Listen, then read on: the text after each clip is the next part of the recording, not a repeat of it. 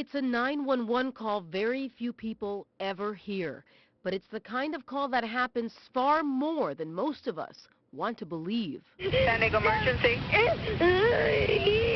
What's the sending emergency? My mommy and daddy are having a fight. Is he hitting her? What? I'm talking to the police, Mommy. Stop it! That call came from a 6-year-old girl named Lisa, and there are thousands of children in the Bay Area who hear these words. Does he have any weapons? No, but he's hurting Mommy. A teacher we'll call Miss Mike to protect her identity hears these calls too often. Her personal mission is to shield these children from the demons they shouldn't have to see. It's heartbreaking when you have a kid come in and, and all they want to do is crawl up in your lap and just cry because this is so strange for them. Being angry at somebody. How many people in here feel angry? She chases the demons away inside this one-room school at the Spring.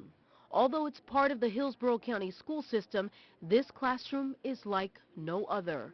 Here the children can't be tracked by a violent mother or father because their identities are protected. At the Spring, the abuse stops and the healing begins. Usually when they first come in, they're very, very quiet.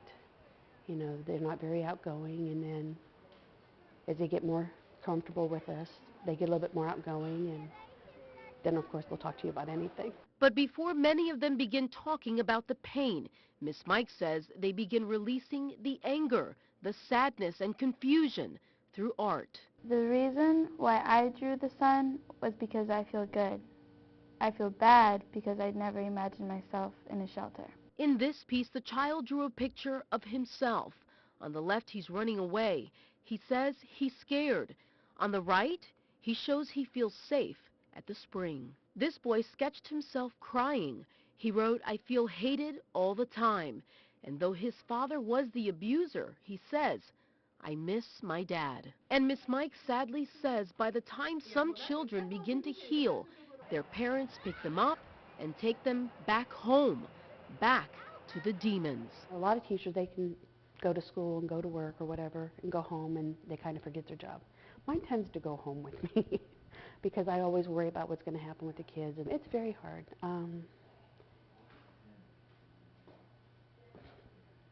It makes me tear up just thinking about it right now. But she refuses to quit touching the lives of the young wounded souls that sit in her classroom until calls like Lisa's stop. My mom is going outside. Mama, go! The police are coming. Is your mom? Hello? Rebecca Medina, ABC Action News.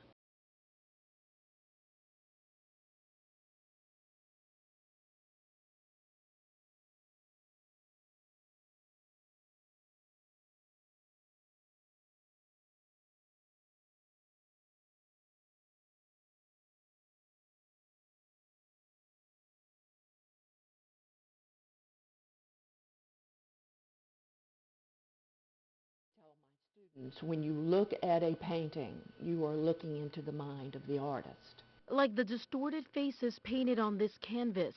For much of her life, Frederica Webster was trying to paint away her pain. Even though there are warm colors in that, there's a very dark area that runs through that painting. This is far more deep, and there was a lot of pain involved. Frederica's pain came from her husband, who psychologically and verbally abused her for 42 years. She found solace in painting and escaped from his words that cut so deep. Whore, whatever, you're dumb, stupid. My partner was trying to destroy everything, either about me or about the children. Sadly, Frederica says her husband saved the physical abuse for the children. How bad were those beatings, Freddie? Enough that her arms were black and blue. Physically attacking, like choking. You have someone who is constantly having fits of anger and uninitiated and an explosion of emotional anger. Frederica says the explosions left her two children emotionally scarred, and that she deeply regrets. Because physical abuse is a way of saying that I do not love you. Frederica says what got her through decades of abuse were her children and painting, a love of painting her husband was well aware of and used against her. He told me that the paintings were his, and nobody takes away my soul. When somebody wants to own you, I mean body and soul, this is not normal, and you can't live like that. Frederica finally left her husband when she was 68 years old. With no job and no money, she found help at the Spring of Tampa Bay. My decision to leave was like a slave being moved from their chains. That's just exactly how I felt. This is one of the first paintings that Frederica worked on shortly after her divorce. One of the first she collected commission on. A job for a woman who'd relied on her husband for 42 years. She says this painting represents life and hope. Metaphorically, the water is moving very fast, and that's part of life. It moves very quickly. Now 72 years old, it's no surprise Frederica paints with brighter, sharper colors these days.